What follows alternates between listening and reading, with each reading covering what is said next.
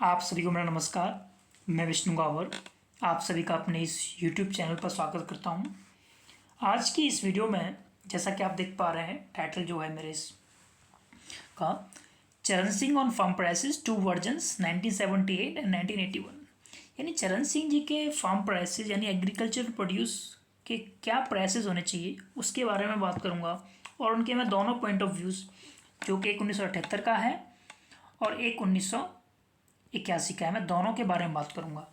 चरण सिंह जी ने कई सारी किताबें लिखी थी, 7-8 उन्होंने किताबें लिखी थी, लेकिन उनकी जो 2 किताबें हैं, पहली किताब India's economic policy the Gandhian blueprint जो कि 1978 में प्रकाशित हुई थी उसके बारे में, और इसके अलावा उनकी जो दूसरी किताब है economic nightmare of India it's cause and cure 1981, ये 1981 में प्रकाशित हुई थी। इन दोनों किताबों के आधार पर चरण सिंह जी क्या सोचते थे फार्म प्राइसेस को लेके, उसके बारे में बात करूंगा।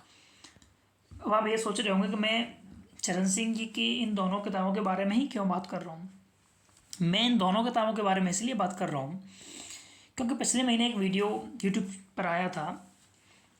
एक विजय सरदाना जी हैं, उन्होंने एक वीडियो बनाया था चरण सिंह की 1978 वाली जो किताब है उसको आधार बनाकर उन्होंने वीडियो बनाया था, जो कि मैं मानता हूँ एकदम सही वीडियो है।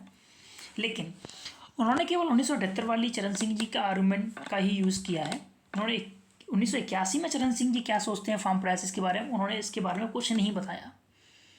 तो मैं केवल ये वीडियो इसलिए बना रहा हूँ कि चरण सिंह की राइटिंग का उनकी जो राइटिंग्स हैं उनका सेलेक्टिवली यूज़ नहीं होना चाहिए, उनको एक इंटीग्रेटिव वे में देखना चाहिए, इसलिए मैं ये वीडियो बना रहा हूँ। तो इस वीडियो में मैं आपको बताऊंगा कि चरण सिंह जी 1978 में क्या सोचते थे और 1981 में क्या सोचते थे। तो 1978 में जैसे कि आप यहाँ देख सकते हैं चरण सिंह जी क्या सोच रहे हैं। ये देखिए, ये मैंने जो एक्सट्रैक्ट्स लिए हैं, ये जैसा कि आप देख सकते हैं ये मैंने 1978 वाली किताब से लिए हैं। तो यहाँ पर लिखा हुआ है it is contended by some of the well wishers of the farmer that, यानी किसानों के जो शुभचिंतक हैं उनके द्वारा यह दावा किया जाता है कि even the best of technical and administrative program of agriculture development will not produce the desire result. यानी कितना भी हम एडमिनिस्ट्रेटिव प्रोग्राम के द्वारा सपोर्ट कर लें किसानों को, कितना भी उनको हम टेक्निकल सपोर्ट कर लें, लेकिन तब तक उनका भला नहीं हो सकता जब तक if prices are allowed to fall to unremunerative levels. यानी अगर किसानों की फसलों की कीमतें के अच्छे दाम नहीं मिलते, यानी किसानों को उनकी फसलों के अच्छे दाम नहीं मिलते, तब तक हम किसानों का भला नहीं कर सकते, चाहे हम उनको कितना भी टेक्निकल सपोर्ट कर लें, एडमिनिस्ट्रेटिव प्रोग्राम्स के माध्यम से सपोर्ट कर लें। तो ये दावा किसके द्वारा किया जा रहा है, ये किसानों के जो शुभचिंतक हैं उनके द्वारा ये दावा किया जा रहा है। कुछ शुभचिंतक यहाँ पर सम ऑफ द वेल विशर्स तो फार्मर, ठीक है। तो चरण सिंह जी इस आर्गूमेंट के बाद क्या बोलते हैं, देखिए ये चरण सिंह का आर्गूमेंट नहीं है, ये किसानों के शुभचिंतकों का आर्गूमेंट है। उसके बाद चरण सिंह का आर्गूमेंट ये है the above argument about price support makes a great appeal to the farmer but in our opinion any effective policy in this regard except for limited periods और selected crops is unworkable in India. तो चरण सिंह जी ये बोलते हैं कि भैया जो किसानों के शुभचिंतक ये दावा कर रहे हैं कि बिना किसी अश्योर्ड मिनिमम प्राइस के, बिना किसी मिनिमम गारंटी प्राइस के किसानों को भला नहीं हो सकता, उनकी वो उस बात का, उनके उस विचार से वो सहमत नहीं है। वो ये मानते हैं कि हाँ कुछ फसलों को लिमिटेड पीरियड के लिए एमएसपी दिया जा सकता है, यानी एमएसपी ऐसी कुछ व्यवस्था की जा सकती है। और चरण सिंह जी इसका कारण ये देते हैं कि हम सारी फसलों पर नहीं कर सकते एमएसपी फिक्स। इसका रीज़न वो ये देते हैं कि इसके लिए पैसा कहाँ से आएगा, यानी इसका जो बर्डन है वो सरकारी खजाना है उस पर पड़ेगा। तो चरण सिंह ने यह बोला है funds are transferred from the national exchequer to the pockets of agriculture community. यानी अगर हम प्राइस सपोर्ट के माध्यम से, यानी एक फिक्स मिनिमम प्राइस के माध्यम से किसानों को देंगे तो उसके लिए जो पैसा है वो सरकारी खजाने से हमें देना पड़ेगा।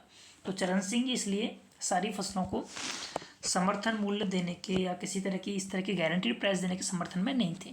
हाँ कुछ फसलों को कुछ समय के लिए वो इसके समर्थक थे। लेकिन अच्छा एक और चीज़ मैं आपको बोलना चाहूँगा कि चरण सिंह जी जब किसानों की जो पैदावार है वो ज़्यादा हो जाए तो उस कंडीशन में क्या होना चाहिए? तो चरण सिंह जी बोलते हैं कि अगर पैदावार ज़्यादा हो जाए तो क्या है, नेचुरली ये होना चाहिए, नेचुरली इन द सेंस है मार्केट इकोनॉमी जो कहती है अगर सप्लाई ज़्यादा हो रही है, डिमांड कम है, तो उसके प्राइस क्या होंगे? प्राइस तो डिक्रीज ही होंगे ना। तो चरण सिंह ये भी बोलते हैं कि एक ओपन डेमोक्रेटिक सोसाइटी में ये होना चाहिए, अगर आप सरप्लस प्रोड्यूस कर रहे हैं जिसका कि आप डिमांड से ज़्यादा प्रोड्यूस कर रहे हैं, तो इसका मतलब ये है कि उसके प्राइस तो गिरेंगे ही गिरेंगे, और ये होना भी चाहिए चरण सिंह जी के अनुसार, क्योंकि हम एक ओपन डेमोक्रेटिक सोसाइटी का पार्ट है इसलिए। तो अब करना क्या चाहिए उस सरप्लस का? तो चौधरी चरण सिंह इसमें 5 उपाय बताते हैं। पहला उपाय ये है कि हमें एक्सपोर्ट करना चाहिए, और दूसरा उपाय ये बताते हैं कि हमें ज़्यादा कंजप्शन करना चाहिए अपने ही देश में, और तीसरा कि हमें अपना क्रॉपिंग पैटर्न चेंज कर देना चाहिए।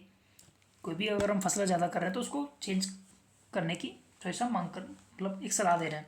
इसके अलावा हम इंडस्ट्रियल यूज़ कर सकते हैं जो भी हमारे प्रोडक्ट्स हैं, एग्रीकल्चर प्रोडक्ट्स।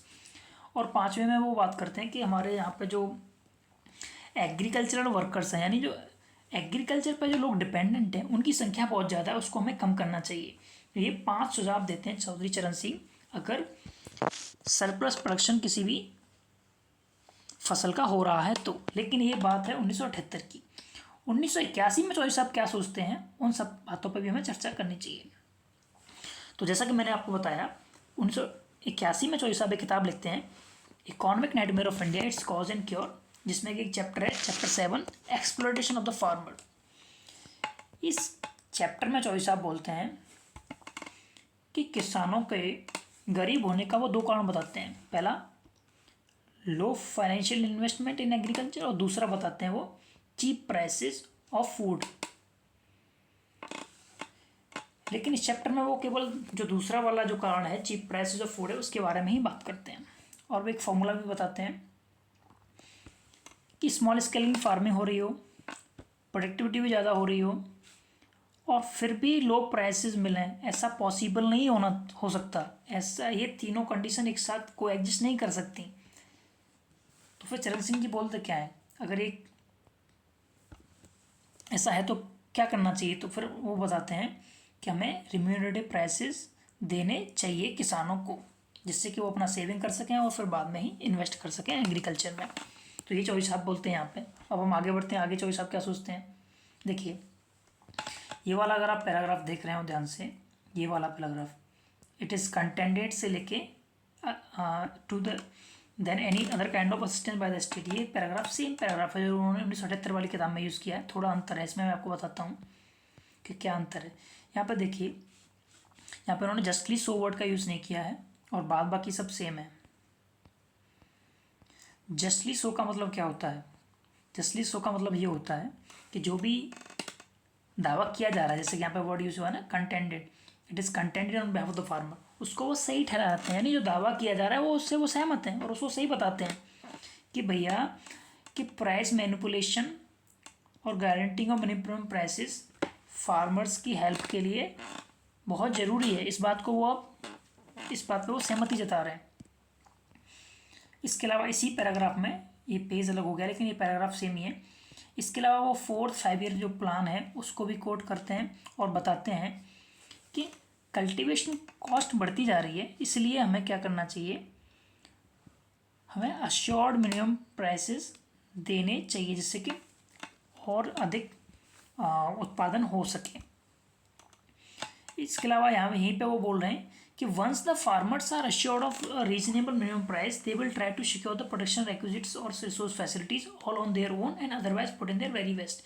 यानी अगर हम उनको एक सुनिश्चित ठीक ठाक मिनिमम प्राइस देंगे तो किसान बाद बाकी मेहनत खुद ही कर लेगा। वो जो भी प्रोडक्शन के लिए ज़रूरी चीज़ें होती हैं वो सब खुद ही वो उनका प्रबंध करने का काम करेगा और वो अपना बेस्ट भी देगा। तो इस तरह से वो उनके भी एक विचारों में एक परिवर्तन है। पहले वो इस किसी भी तरह के अश्योर्ड प्राइस के खिलाफ थे, स्पेशली सारी फसलों पे, लेकिन यहाँ पे वो सारी वर्ड तो उन्होंने यूज़ नहीं किया, लेकिन एक अश्योर्ड रीजनेबल मिनिमम प्राइस की वो बात करते हैं। तो दूसरा पॉइंट हमारा ये हो गया। अच्छा, अभी वो इस बारे में भी बात करते हैं कि भाई जो इंडिया में जो प्राइस मैकेनिज्म है, जो प्राइसिंग मैकेनिज्म है इंडिया का, वो किसानों की भलाई के लिए नहीं यूज़ किया गया है। वो इसको आगे बारे में बात करते हैं, इसके बारे में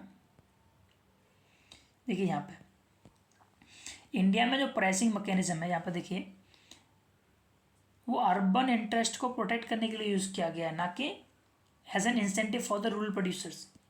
जबकि ईमानदारी से इसका उपयोग का होना चाहिए कि रूरल प्रोड्यूसर यानी जो भी किसान है उसको एज एन इंसेंटिव हमें प्राइस मैकेनिज्म को सेट करना चाहिए। लेकिन यहाँ पर हो क्या रहा है, उल्टा हम अर्बन इंटरेस्ट को बचाने के चक्कर में जो फार्म प्रोड्यूस का जो प्राइस है उसको हम लो रखते हैं। तो इसलिए हो क्या जाता है कि जो इन्फ्लेशन के खिलाफ गवर्नमेंट की जो लड़ाई होती है, एक तरीके से इन्फ्लेशन कंट्रोल करने के चक्कर में एक तरीके से वो एग्रीकल्चर प्राइसेस के ही खिलाफ युद्ध करना छेड़ देते हैं, युद्ध हो जाता है एक तरीके से। चौधरी साहब ये बात बोलते हैं। इसके अलावा चौधरी साहब क्या बोलते हैं, चौधरी साहब जैसा कि मैंने आपको बताया, चौधरी साहब ये बोलते हैं कि जब जो सरकारी नौकर हैं उनका डियरनेस अलाउंस बढ़ता है या किसी की सैलरी बढ़ती है तब किसी को इन्फ्लेशन याद नहीं आता क्या। तो इस तरीके से चौधरी साहब भी बताते हैं, क्योंकि सबसे पहला जो हमारे दिमाग में आता है कि अगर एग्रीकल्चर प्राइसेस बढ़ गए तो इन्फ्लेशन बढ़ जाएगा इकोनॉमी में, तो बढ़ जाएगा, लेकिन किसानों को भी तो उचित मूल्य मिलने चाहिए ना उनकी फसलों के लिए। तो ये बात चौधरी चरण सिंह जी करते हैं। और चरण सिंह जी ये भी बताते हैं कि क्या आधार होगा प्रोक्योरमेंट प्राइस को, किस आधार पर प्रोक्योरमेंट प्राइस मिलना चाहिए। चरण सिंह जी इस बात के बारे में भी बात करते हैं। देखिए, वो प्रिंसिपल ऑफ पैरिटी के बारे में बात करते हैं, प्रिंसिपल पैरिटी को डिफाइन भी करते हैं। प्रिंसिपल ऑफ पैरिटी का मतलब ये है कि जो फसलों को किसान बेच रहा है उनके बीच और जिन चीज़ों को किसान खरीद रहा है उन दोनों के बीच में एक बैलेंस होना चाहिए, उन दोनों चीज़ों के प्राइस के बीच में एक बैलेंस होना चाहिए, उसी को उन्होंने पैरिटी प्राइस बोला है। तो चरण सिंह जी पैरिटी ऑफ प्राइस के आधार पर प्रोक्योरमेंट प्राइस के बारे में बात कर रहे हैं। तो इसके बारे में विजय सरदाना जी ने कुछ नहीं बताया, केवल उन्होंने अपनी 1978 वाली जो बुक का रेफरेंस दिया, कोट किया उसको, उस पर उन्होंने पूरा वीडियो बना दिया। लेकिन 1981 में किस तरीके से चरण सिंह जी के विचारों में परिवर्तन आता है और वो किसानों के भले के लिए बहुत सारे चीज़ों के बारे में बताया, उसके बारे में उन्होंने कोई जानकारी आपको नहीं थी, इसलिए मैंने ये वीडियो बनाया है। और आगे भी मैं आपको बताता हूँ। चरण सिंह जी ये भी बोलते हैं कि अगर आप किसानों को प्रिंसिपल ऑफ पैरिटी के आधार पर एग्रीकल्चर प्राइसेस का डिटर्मिनेशन कर रहे हैं, दे रहे हैं, तो इसका मतलब आप उनके ऊपर एहसान नहीं कर रहे। इससे क्या होगा, किसानों की परचेजिंग पावर मेंटेन हो पाएगी। तो परचेजिंग पावर अच्छी होगी तो किसान ने बहुत सारी चीज़ें खरीदेंगे, तो मार्केट में एक तरीके से बूम होने का काम हो जाएगा, बूम आने का काम हो जाएगा। तो चरण सिंह जी एक सारे कारण बताते हैं। चरण सिंह जी ये भी कहते हैं कि अगर if the prices are tilted against the farmer, अगर प्राइसेस को टिल्ट किया जाता है फार्मर के अगेंस्ट में, तो कोई भी इकोनॉमिक पॉलिसी रूरल डेवलपमेंट के माध्यम से कोई भी पॉलिसी गांव वालों का, गांव में रहने वाले लोगों का भला नहीं कर पाएगी अगर प्राइस पॉलिसी ही किसानों के विरोध में है। तो इसलिए वो प्राइसिंग मैकेनिज्म को किसानों के फेवर में लाने के पक्षधर थे, इसलिए उन्होंने प्रिंसिपल ऑफ पैरिटी का आधार पर प्राइस डिटरमाइन करने का सुझाव दिया था। लेकिन इसके बारे में किसी ने कोई आपको जानकारी नहीं दी। इसके अलावा वो अमेरिका और चाइना से भी एग्जांपल लेते हैं। वो बताते हैं कि ये जो प्रिंसिपल ऑफ पैरिटी है ना, ये कोई नया आइडिया नहीं है। इसी के आधार पर कम्युनिस्ट चाइना और डेमोक्रेटिक यूएसए दोनों ने प्रोक्योरमेंट प्राइसेस को फिक्स किया है। तो इसमें कुछ नया नहीं है जो हम करने वाले हों, लेकिन इसके बारे में आपको कोई नहीं बताता। इसलिए मैंने ये प्रयास किया है कि चरण सिंह जी की 78 वाली चीज़ें आपको भी बताने का प्रयास किया और 81 वाली भी, जो आपको पसंद है या आपके जो आपको लगता है कि उचित है वो आप उसको मान सकते हैं। इसके अलावा चरण सिंह जी ने बोला है कि एक तरीके से हो क्या रहा है, हम प्रिंसिपल ऑफ पैरिटी का अगर ध्यान नहीं रख रहे ना, तो उससे हो क्या रहा है, जो एग्रीकल्चर है ना वो एक इंडेंचर्ड एग्रीकल्चर बन रहा है। यानी बंधुआ मजदूर पहले होते थे ना, इंडेंचर्ड लेबरर्स हमको जिनको बोलते थे, जिनका बहुत सारा एक्सप्लोटेशन हुआ करता था, उस तरीके से एग्रीकल्चर का एक्सप्लोटेशन हो रहा है अगर प्रिंसिपल ऑफ पैरिटी के आधार पर प्राइस डिटर्मिनेशन नहीं किया गया फार्म प्रोड्यूस का। तो चरण सिंह जी इस बात को बोल रहे हैं। इसके अलावा चरण सिंह जी बोल रहे हैं कि तब तक पॉलिटिकल पावर अर्बनाइट्स के हाथ में, यानी जो शहरों में रहने वाले लोग हैं उनके हाथ में है, तब तक वो अपने जो कंज्यूमर इंटरेस्ट है यानी जो अर्बन इंटरेस्ट है उसी को प्रोटेक्ट करते रहेंगे, तब तक किसानों को फसलों के उचित दाम नहीं मिल सकते। इसलिए किसानों को ये प्रयास करना चाहिए, पॉलिटिकल पावर को अपने हाथ में लेने का प्रयास करना चाहिए। ये एक पॉलिटिकल पावर को अपने हाथ में लेने यानी कि वोट के माध्यम से जो भी डिसीजन मेकिंग बॉडीज़ हैं या पार्लियामेंट है, जो भी चीज़ें हैं वहाँ पे किसानों के नुमाइंदे ये गांव देहात के लोग पहुँचने चाहिए, जिससे कि प्राइसेस को मतलब एग्रीकल्चर जो कम्युनिटीज़ हैं उनके फेवर में लाया जा सके और उनको एक उचित प्राइस दिया जा सके।